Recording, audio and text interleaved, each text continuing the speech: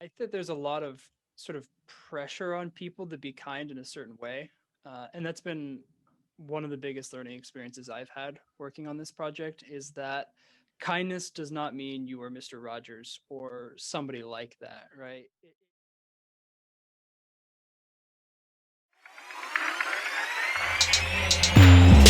I won't be defined by your dreams, committed to my goals, yeah. Gotta do my own thing, keep up the hustling. I won't be defined by your dreams, committed to my goals, yeah. Gotta do my own thing. Hi, welcome to Hustleburg.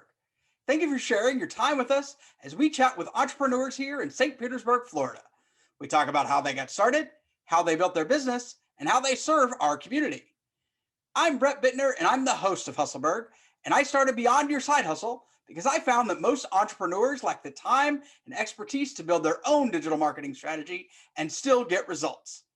As an entrepreneur here in St. Pete myself, I love meeting and talking with fellow small business owners about what they do and sharing that conversation with you. Now, you may have noticed a few changes with the podcast lately.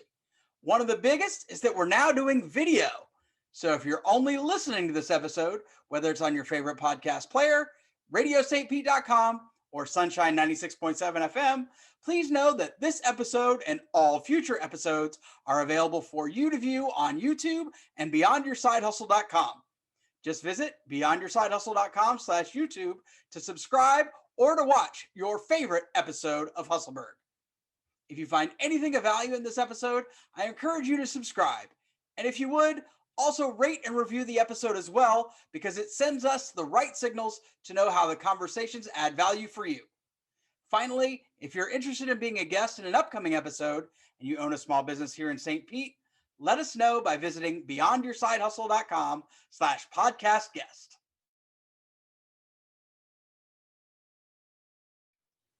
So, Dillon, why is spreading kindness so important to you? Personally, for me, it is a very I don't know. It's something I've been trying to figure out exactly why I started doing it. I think there were some life events where it just, it's just one of those things where you're just like, I want to start doing this. What I've learned from whatever the heck that spark happened to be was it is kind of a selfish reason ultimately. I think one of the things that kind of terrifies me and fascinates me is just the concept of like memory. I think it was Conan O'Brien who has a quote, um, something along the lines of, there's kind of like two times that you die in life, and we're getting real deep real fast by the way with this. That's kind Hey, of how that's I roll. great. But it's kind of when you die twice, right? It's the biological death, and then there's the moment in history when your legacy dies, and like you stop having an impact on the world. Um, and I think Macklemore actually does a really good job. He talks about in Glorious, you die twice. The first time is when you physically die, and the second time is the last time somebody mentions your name. yeah, exactly. And that sort of concept is just something that's really profound to me, I guess. And I think that's really like the underlying reason of why the things that I do are so important because I feel like I'm the hero of my story, and I feel like maybe if I can share that with people, they will feel better about whatever they might be going through. Um, Mainly because I wish I had that when I was going through difficult times in my life. So it's kind of a weird trying to build the legacy kind of thing. And honestly, like kindness is just one of the easier ways to do that. And it, yeah, I think people listen. And I guess I feel like I have things to say. And also I learn a lot from other people too by being kind, because being kind requires a lot of empathy. And so it just naturally opens up my ears and I learn a lot to get me through things that I might have thought about without other people providing that perspective. So I think that's why. I'm not completely sure, but it's a learning Now, you process. you started Live for Another as a much smaller project. It started out as my best friends list, Then you moved on to Lemons for Leukemia. Tell us a little bit about that origin story. Like every hero, you have to have one. And so give us the hero origin story for you when it comes to Live for Another. Yeah. So it's interesting because the My Best Friends list thing is probably what a lot of people might recognize the story from. But I think this journey sort of started for me earlier than that. So basically, when I was a kid, I mean, I was a normal kid, like nothing crazy was going on until my best friend was diagnosed with cancer. This happened in 5th grade, and we kind of, I mean, that was a very difficult time for a lot of reasons, but we were young, so we didn't fully realize what was happening. But I just remember spending a lot of time in the hospital with him, playing a whole bunch of video games, and that stuck with me um, as just a fun experience, which is like a weird thing to say. You know, he's in the hospital for like 3 months, so it's weird to say that it was fun. But it was kind of an excuse to just play video games all day after school, and and it just brought us closer together. And my friendship with him was made very strong by that period. Um, Eventually, that kicked off into, I guess, my passion these days. So in high school, basically like all high school students are looking for things to put on their resume, things to put on their college application, to try and get into a good college. And I was one of those people. I was looking for volunteer opportunities, especially to try and stand out. And I tried a lot of things nearby, volunteering at the hospital, homeless shelters, things like that. And I hated it. Like it was so boring. And there was so many situations where, because I was under 18 at the time, that meant I was sort of in the back room doing the paperwork, doing the busy work. And it made me not like helping other people because it was so boring. And I guess I just have, I don't know, I don't even remember exactly like with the moment I decided, but at one moment I thought, oh, this is stupid. I'm just going to do my own thing. I'll make my own charity. That'll definitely get me into a good college, and I'll probably have a lot more fun doing it. So I reflected back on the time with my friend and realized, like, okay, I like video games. Why don't I start a charity that brings video games to kids in the hospital? It just felt like something that was, part of my life story. Um, so I kind of convinced my friends. We did a bunch of Googling. We probably filled out the IRS paperwork wrong, but nonetheless, we we still received our charity status. And that organization, it's called Gamers Gift. We've been running that since 2015. Started my junior year of high school, and I learned a whole lot from that. I could talk for days about some of the experiences there, but ultimately, it became a very fulfilling experience for me. And I took it into college. I did, I was very proud of the colleges I got into.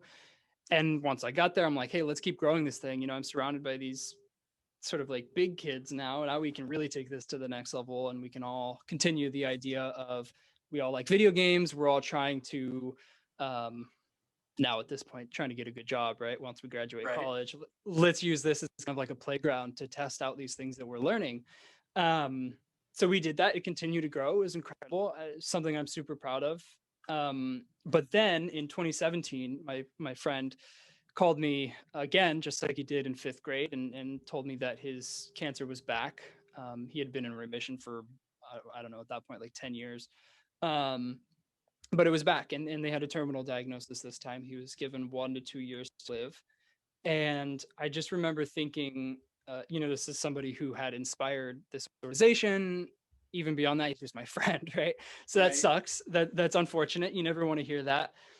But I was in the middle of doing my homework when this call happened, and the call ended, and then I was just kind of staring at macroeconomic trends, and I'm like, this isn't something that I can't do school while he is dying, right? Like, Sure.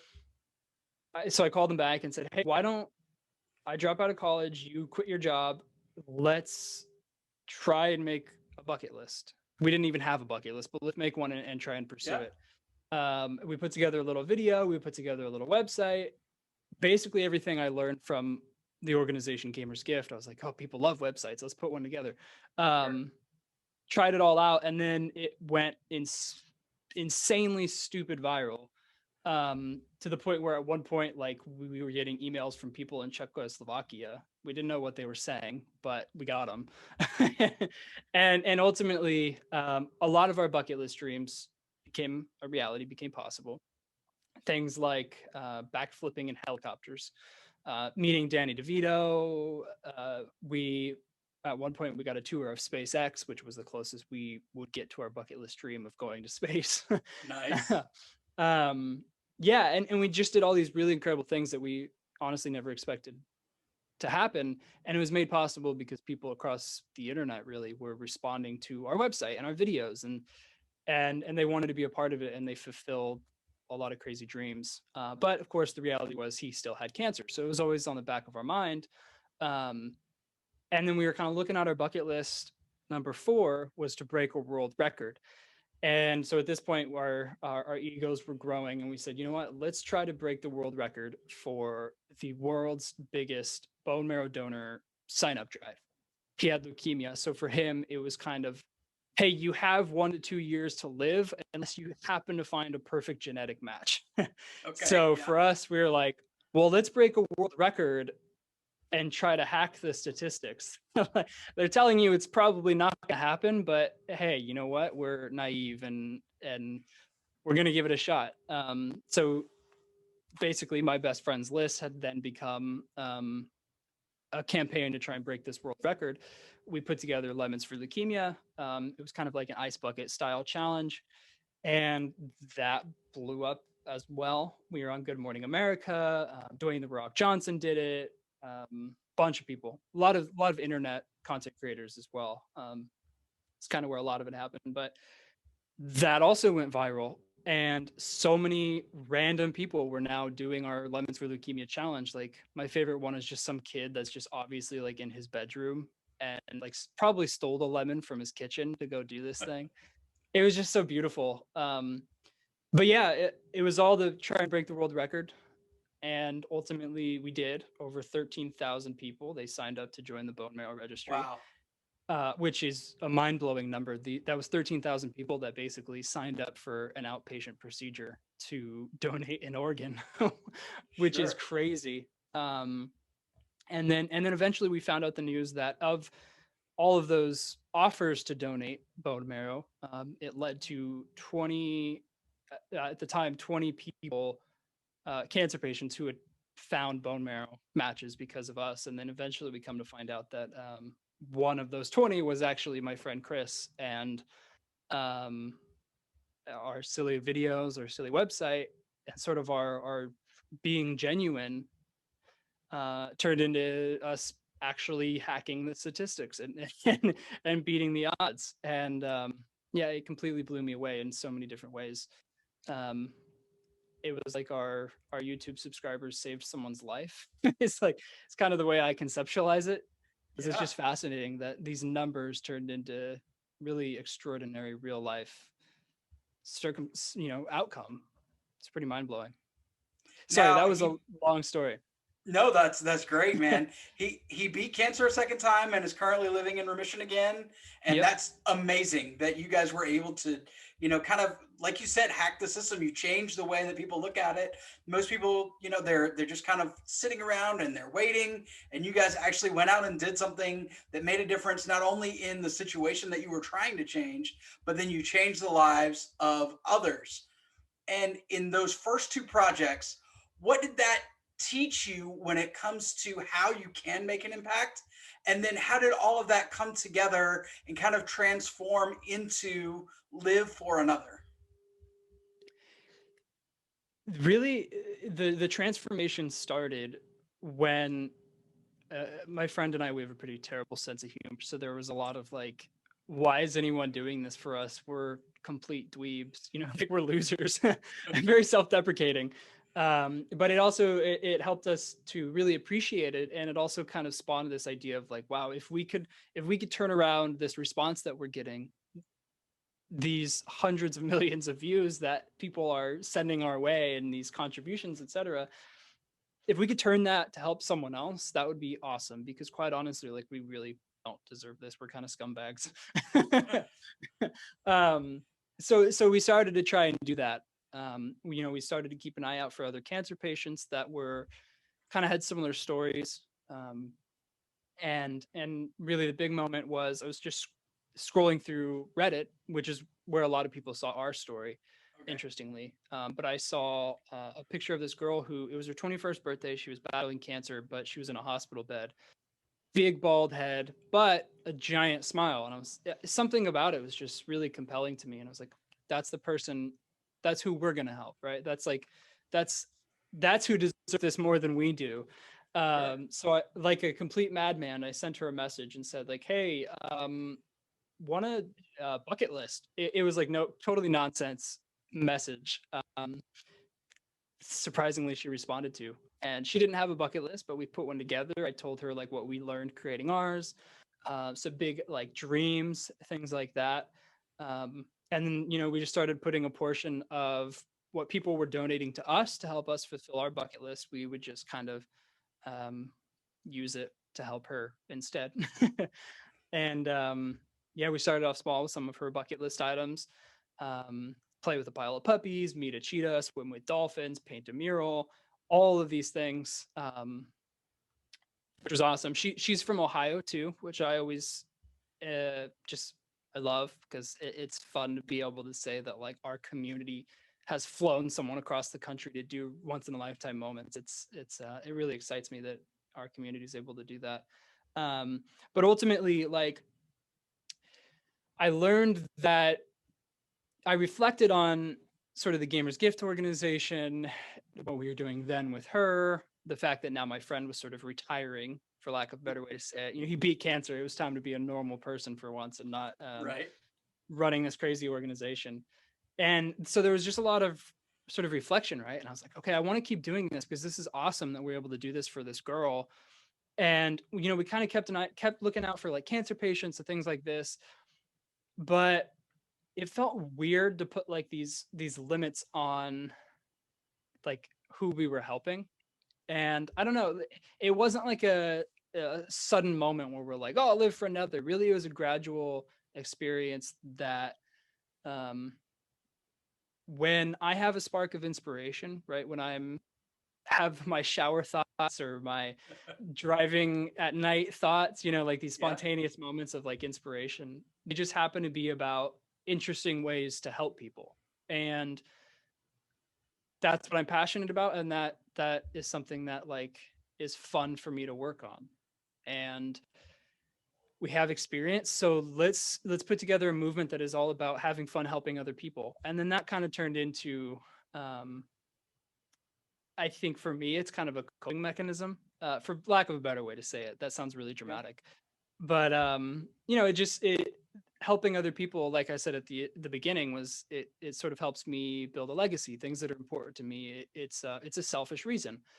What if we can create content that kind of tells people that, hey, it's okay to be selfish. It's okay to just helping other people, again, doesn't need to be this super specific thing. Like, let's just have fun with this. Let's come up with creative ways. Let's get weird with it. Let's create an organization that is about helping other people's in a fun way. And a big part for me too is the internet, using the internet to make it happen. I'm very much introverted, so I want people like me to be able to have an outlet to make a big difference in the world, I guess. So ultimately, that's what Live for Another is now, that I just learned through all these really crazy life moments, is that helping people can be fun, and we're trying to facilitate it for people across the world in all the creative ways we come up with helping other people. Now, at this point, you've gone way beyond my best friends list and loans for leukemia. What are some of the current projects that you guys have going on right now? Yeah, so man, COVID it makes things very difficult. The existence that is 2020. Yeah. But one thing that I'm so glad we were able to make happen before the pandemic started, so Gamers Gift, that was the organization in 2015. I've continued to be running that. It's a separate legal and operational entity, but it's very much an inspiration for me. And a lot of people that I've spoke to since starting and running that organization, there's a lot of sort of like praise thrown my way when they realize that I spend so much time visiting kids in the hospital. which in the context of live for another, the response is like, guys, I just like video games, and like this is interesting. This is an excuse for me to like spend a bunch of time testing out virtual reality headsets, right? Like I'm not some wholesome entity, you know. So we kind of took that and turned it around, and we said, what if we showed our viewers that like we're not better than them because we do these things, we just happen to have the resources to do it. What if we gave them the resources?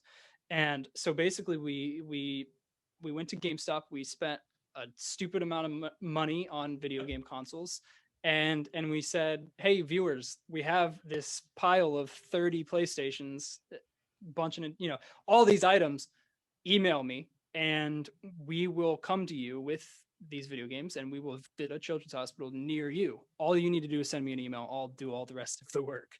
And they did. A bunch of people did. A lot of people that we weren't able to visit, unfortunately. We tried to make a detour up to Canada, but there was a lot of turns out you can't really bring that. It's difficult to bring that much stuff across borders. It's dangerous, Sure. risky. But ultimately, yeah, we packed up 15 suitcases full of video game consoles, and we traveled across the country, visiting children's hospitals. And it ended up being, we visited 7 different hospitals in 7 different states in 7 days. And it was insane. We like, the sleep deprivation just got worse and worse throughout the entire trip. But it really beautifully showed, like, even if you're sleep deprived, you can still visit kids in the hospital. And Sure. the goal was kind of to like normalize it. You know, we did so many in such a short amount of time. We wanted to show that it's nothing spectacular. Not that these moments aren't beautiful, because there's tons of beautiful moments in that project, but it's possible to like, it doesn't need to be some grand thing, you know. You just get out there and do it, kind of thing. If you can, if not, send me an email. Yeah. And so we filmed the entire thing, bunch of footage. So at the moment it's kind of just editing that down. We didn't want to release it kind of in, you know, COVID, but at this point COVID is eternal. So we're we're aiming to get it out at the beginning of 2021. Hopefully a little spark of sort of inspiration for people. And yeah, every time I watch that footage, it just brings joy, because it's such a beautiful representation of like our audience coming together for something really extraordinary. Now, Dillon, what advice do you have for somebody who has a socialpreneurial spirit within them that they haven't figured out how to unleash just yet? I say just give it a try. I've learned that whenever I try something or pitch it to someone else and they say that it's like not possible or that it's ridiculous or silly, those are usually the best ideas. Those people are often right. It is a bad idea, but you learn why it is a bad idea, and you learn like what part of your mental process is weak and causes it to be a bad idea. It's like learning your process, and it all comes down to just trying stuff.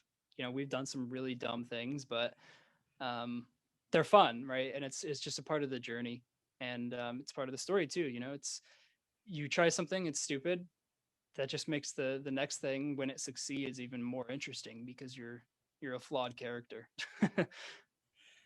Now, taking a look at all of the things that you've done, all the projects that you've been a part of, all of the kind of inspirational things, all of the activities, obviously you're going to have some things that you might describe as a failure.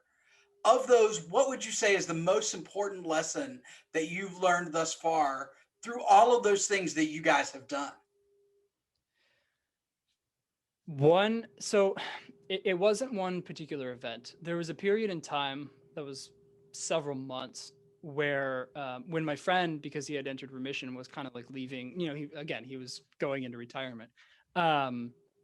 So I was kind of left alone in a lot of ways. And I came to find out that was like a sore spot for me, is like this feeling of kind of being in it alone. And so a lot of what I was making, I kind of forgot what was important about it, and it was kind of a lot of whining. It's a lot of like, I was kind of too honest in a way. in that Live for Another was at the moment, at the time, I thought it was an outlet for me, but what I realized is it's kind of like a character for me, in that Okay. I focus on Live for Another, and like Live for Another, it's almost like I'm the audience of Live for Another, just like the audience is the audience. Okay. It's very conceptual. But yeah, ultimately I realized, like, working on this, I kind of need to listen to my own advice. Ultimately, is what it came down to. And I had forgotten my own advice. I had forgotten that I do, like, even if, I'm going through a tough time, even if I feel alone, all these different things, like, as long as you are still trying, you're a good person, you're making an impact. And I think, yeah, I just needed to remind myself to listen to the things that I was trying to say, and just keep going, Now, what resources do you have at your disposal that are helping to guide you in building Live for Another? Are there any books or podcasts or a business coach, anything like that that's helping you succeed in what you're doing? A big breakthrough for me in sort of the inspiration department was everyone online claims to be an expert. And so when you're trying to learn how to do something, there's a lot of like, oh, if I just follow this ultimate guide, I'll be a master Right. at it and go big, But then eventually you start to realize that there's more than one ultimate guide, and they don't say the same exact thing. And so you're kind of like, wait a second. What I've learned is where to gather sources of inspiration, kind of meta level, but that's what's been really big for me, is understanding that not everything needs to be motivating or inspirational to you, and understanding where specific things like kind of fit into the process. So, I watch a lot of movies. Movies help me learn specifically how to communicate our mission better through Mhm. video and sort of like the documentary filmmaking side of things. Whereas I might read the ultimate guide to Google Ads and learn, okay, this is the marketing funnel, and this is how you get Right. people's attention. And ultimately, like, there's no just little nuggets of information everywhere, and it sort of piecing them together in such a way that it makes sense. Um, that's not an answer that someone can buy on Amazon, but Now, it's not just you that's doing all this. You list yourself for Live for Another as the director of astonishment, and you have a team that works with you. How were you able to find and build an effective team and lead them to do so much good? I think I've just been really lucky, honestly. So like a great example is Joel and Drew. Who I realized earlier, there's a typo on the website. They're not brothers, like the website would lead you to believe. But they were like one of the first people that I saw a video that they posted on Reddit that was completely unrelated to any kindness or anything. I reached out to them, we sat down, we had coffee, and I was just extremely lucky in that they heard the call and were interested in doing it and had the skills to elevate it to the next level. I don't think there's really a secret ingredient, secret sauce there. Um, I think just being honest with people and being frank with them, and like, that's what's been helpful for me. Like, a lot of these people, I'll reach out and be like, hey man, listen, I would love to work with you. I'm not going to be able to feed your family at the moment, but we're going to make sure you get compensated for your time, right? We're not going to become rich together, but I can tell you that, like, if you're in a position where you want to think of ideas and execute them, no matter how big they are, let's do that. And then maybe in 5 years, we'll be able to afford it. I don't know, like, just being honest with people and upfront. Sure. And then you find genuine people that are in it for, well, really, they're just in it for the same reason you are. If I've been upfront with them and they've been upfront with me, and it turns out we're on the same page. Great, let's make some magic happen.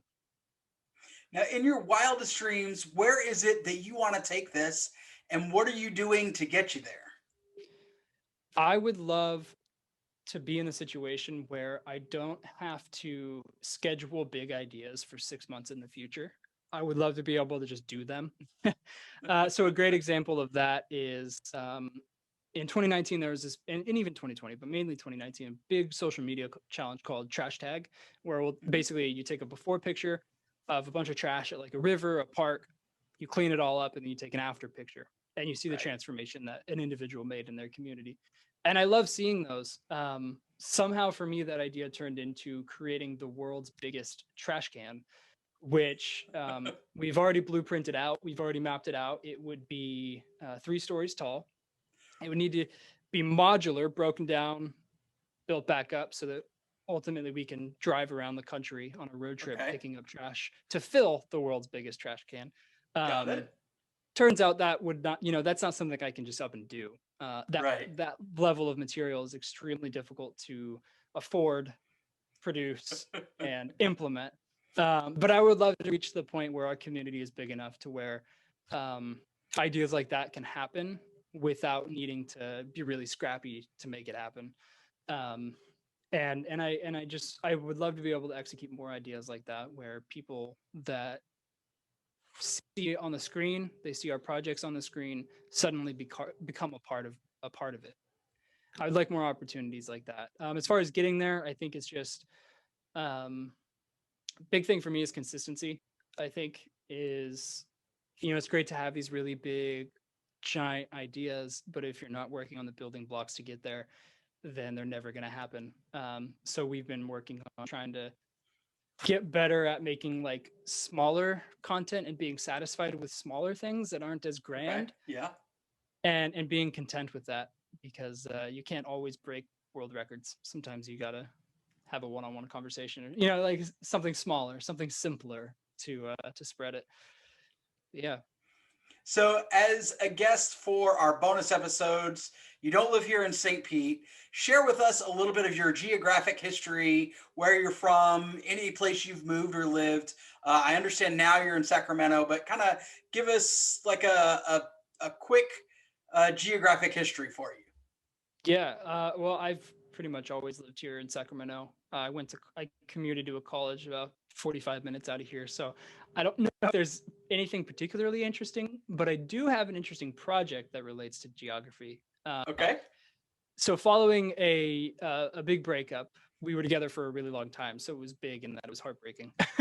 Right. I guess that kind of naturally led to rely on the concept of live for another a lot more. And I was like, okay, I really need to do something big here to prove that I'm a big boy, and I can get through this. So I came up with the idea of throwing a dart at a map. Wherever it lands, I will live at that place for as long as it takes to change a stranger's life. And even more so, the idea was to delete my social media. I left my phone at home and basically went to this place, started completely new to try and prove that I can still do things by myself. And actually, it's this map behind me on the wall, which you might notice is a map of the United States. I threw it so poorly that it landed on the outer border up on top. And I ended up in Canada, even though it wasn't on the map, it was still very much Canada. So I spent a few months in Vancouver, Canada, which isn't, it's not quite alien atmosphere by any means, but it was fascinating to be in a new place and navigating that in such a way where the big ideas still happen was really interesting.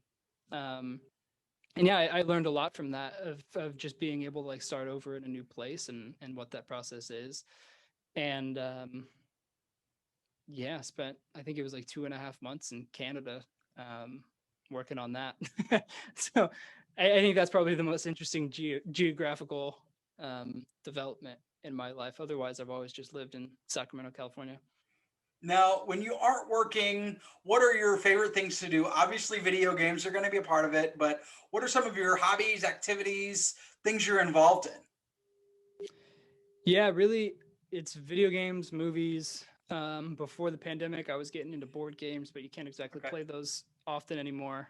But this year I have picked up smoking meat. Okay. Which is interesting. Yeah, I've been learning a lot about that, making some brisket and ribs. Oh, that sounds delicious. Yep.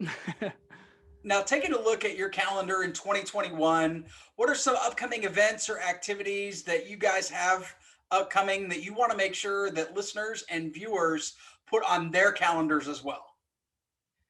The biggest thing is not one particular calendar event, but it is Kindness Fund. And the idea behind this is we want people to I mean, Live for Another is a movement about all of us, right? It's not just me who does these things. Like, it's really dependent on our community. And so we came up with this idea where anybody who is able to invest in the kindness fund means that it's basically a big pool of money.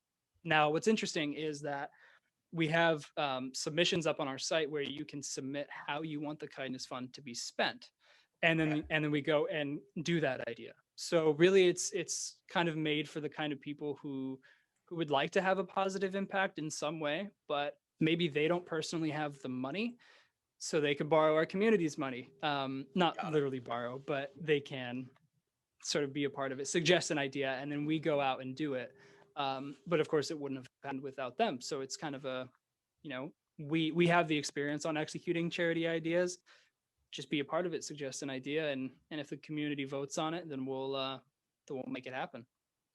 Now, where can people find out more about your projects? I know that you guys have some merchandise, and how can they connect with you and with Live for Another? We're looking for websites, donation pages, social media handles, all of that stuff to kind of plug and connect with people and make sure that they can plug into what it is that you're doing.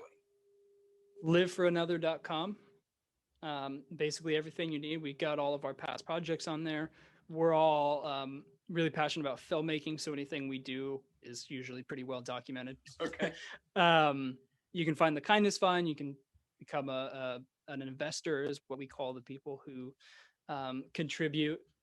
Pretty much anything you'd need to be would be on that website. Awesome. Dillon, thank you so much for taking the time to share with us about Live for Another. And thank you for just sharing the story and being an inspiration for others who want to spread kindness as well. Yeah, it has been a lot of fun, and it's always great to share it, talk about it. Hey, you did it. You've just listened to Hustleburg. Hustleburg is produced by Beyond Your Side Hustle, where we help you craft an awesome strategy for your business and build a community that supports you today and in the future. We help budding entrepreneurs go beyond their side hustle and into the business they're dreaming of. If we provided you with something valuable with this podcast, please take a moment to subscribe, rate, and review on your favorite podcast player, especially you Apple Podcast listeners. This is something that only takes a few seconds that will help us shine the spotlight on all the great businesses St. Pete has to offer and grow our community. Speaking of great businesses here in St. Pete, if you're a small business owner here and you'd like to share the story of your business with the Hustleburg community, please let us know by visiting beyondyoursidehustle.com/podcast guest. Did you know that at Beyond Your Side Hustle, we're helping small business owners reach ideal engagement on any social media platform with a free 3-week training by email? It's available for you at beyondyoursidehustle.com/3 weeks. You can also find a link for it in the show notes. Start right now to learn how you can fix your feed to serve you, start engaging on social the right way, and create a community around you and your business. The opening music in this episode is Defining Your Dreams by my friend Rhymer Educator. I encourage you to check him out on Spotify, iTunes, or wherever you listen to great music. Thanks so much for listening, and we look forward to sharing with you how we do business in the Burg.